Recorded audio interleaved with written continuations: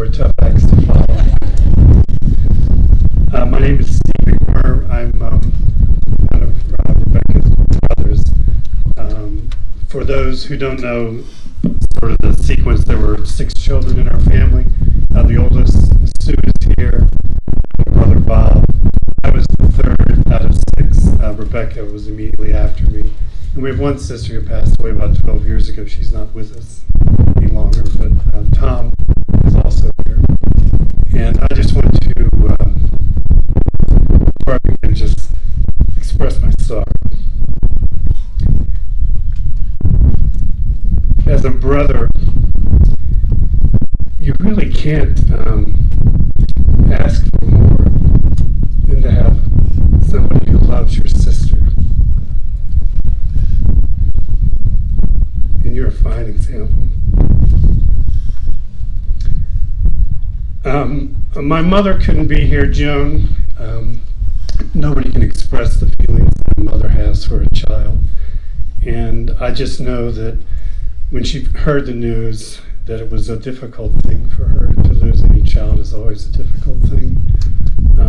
But I appreciate your mother being here and your brother and my brothers and sisters and my wife and my children and my cousin Kevin. And the fact that all these friends came from so far, it's an honor to her memory. And I'm not even sure how I could say thank you, but I know that it means a lot to Kirk. She was a very special sister. I don't think that I'll say much that isn't a surprise to those of you that got to know her. She was very sweet and very considerate. And had a lot of empathy.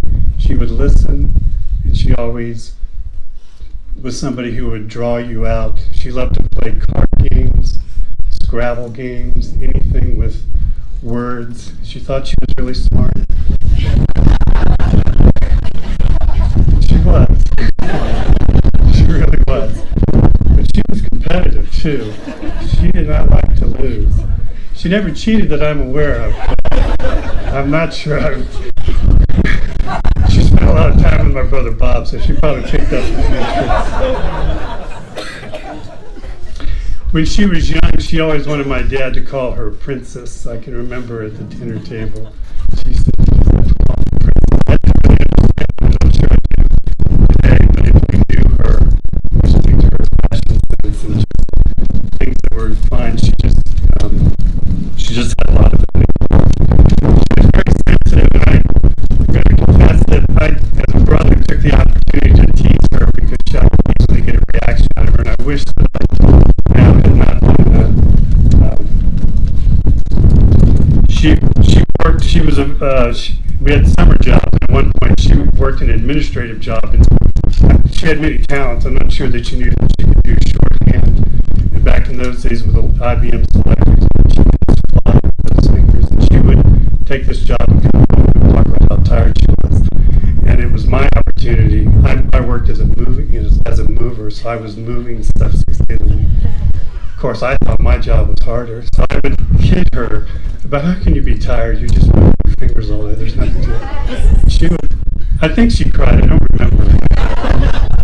I wish I had not done that when I think back on it. But you know what? The thing about it is that she didn't stay in that mood for very long. She would push back. I don't remember what she would do, but she had her own way to sort of get even with me. And I learned from her about forgiveness and about grace and being resilient, because she was a very, back then, more quiet-spoken. She and I were similar in many ways. But she was also tough. She really had a steel inside her that wasn't always evident. Maybe some of you saw that. But she was also very playful. As an older brother, Bob and I, our idea of fun was to make our younger sisters pull us around the house on blankets. They were like our chariot drivers. I think my mom did it, of course, and I'm not really sure, but we would yell at them that they weren't going fast enough and turn left and turn right and back and forth, but she would just play along and laugh. And when I think of her, of all those qualities, her artistic qualities, all those things, I can just see and remember. It's been not 100 years, I'm not that old, but it's been a long time, but I still remember her ability to just play and to do things, and to just love people. I do want to say, I know that Derek, her son was not able to make it today. Derek, if you get a chance to hear this, everybody here loves you, and I can't express the love that your mother had for you, but it was deep, and she really loves you. She still loves you today, and I know that Kirk and Bridget love you with that same fierce energy, and we love you, and we just hope to see you soon. I know that it wasn't a convenient time. When I think about the suddenness when somebody leaves us like that, I tried sometimes to reflect on things that I've read, and it led me to think about a verse from the book of James in the Bible in chapter 4. James, as you probably know, was the half-brother of Jesus. He wasn't always a believer. He came to become a believer later on. There's a verse in chapter 4 where he says, "What is your life?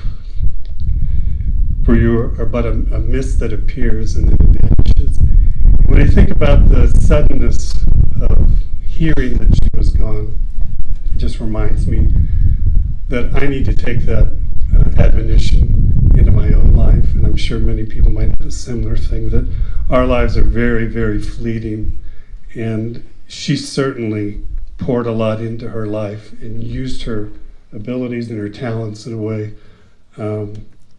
that makes me want to strive to do better. She and I shared a little bit of artistic ability, but she has applied it a lot more, and she's just an inspiration to me in so many ways.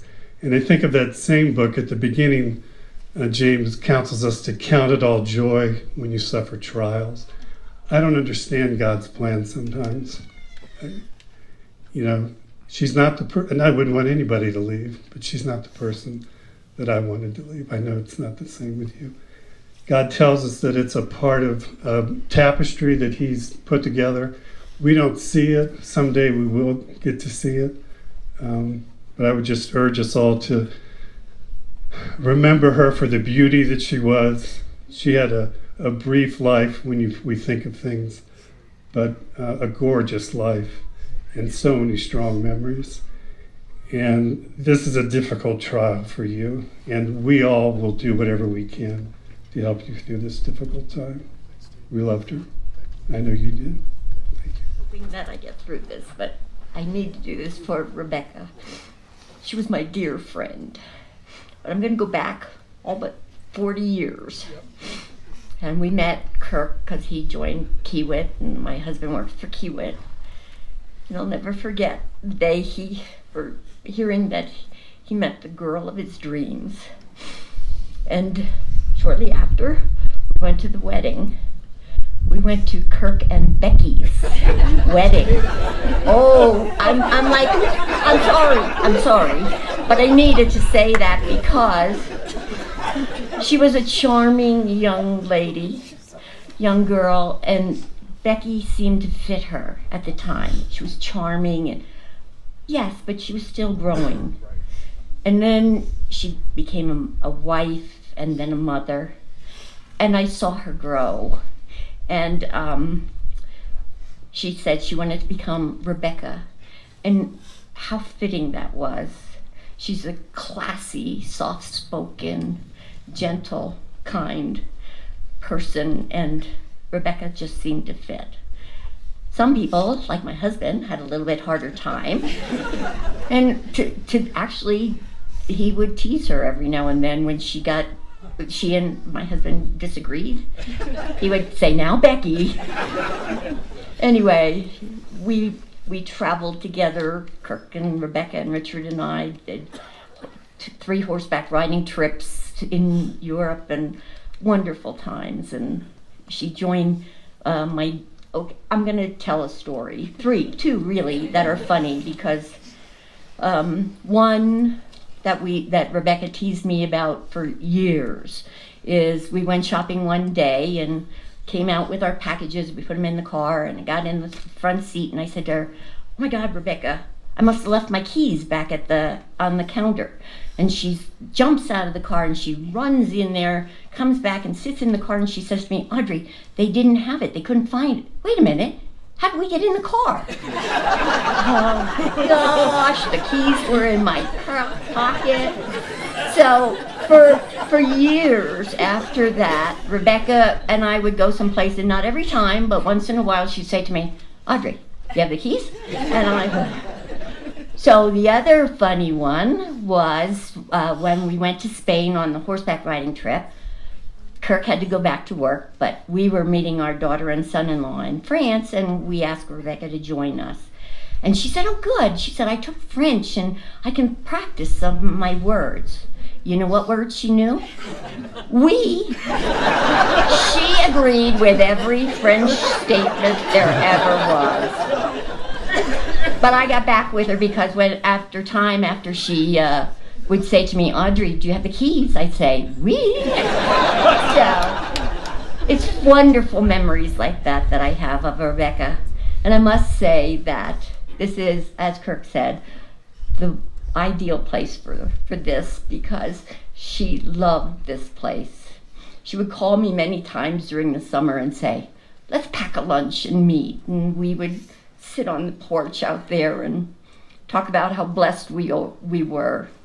We all have struggles, but she really knew how blessed she was to have a wonderful husband and a wonderful daughter, and she loved her son, and we just, I'm going to miss her so much, but I will always have wonderful, wonderful memories of her, so thank you. Mark Hutchison and I work with the Samuelsons, and it's a privilege to stand here right now.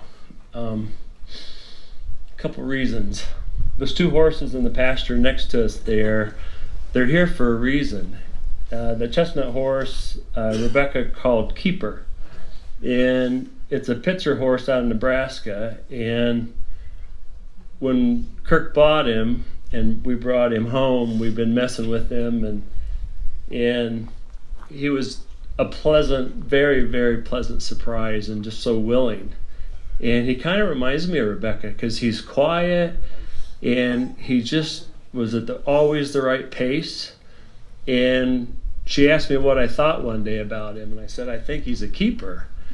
And so she named that horse Keeper. And that's real to us, because that's what we do. It's why we're here. The Palomino horse, she wanted to call Duke.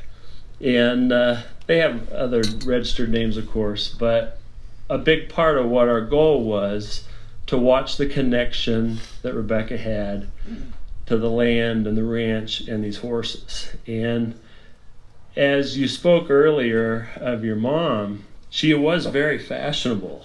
Never before have I seen someone sit a horse that always was put together, you know? So many, many times I had sat with her, and she wanted to learn how to do the buckaroo square knot for her wild rigs. And so I said, Rebecca, let me help you, and we tie him, and she never quite got it. And so she'd leave them in her wild rigs, and right now it's one more chance that I have for Rebecca and your mom to tie one more square knot, and this one's as much for me as it would be for her. So thank you.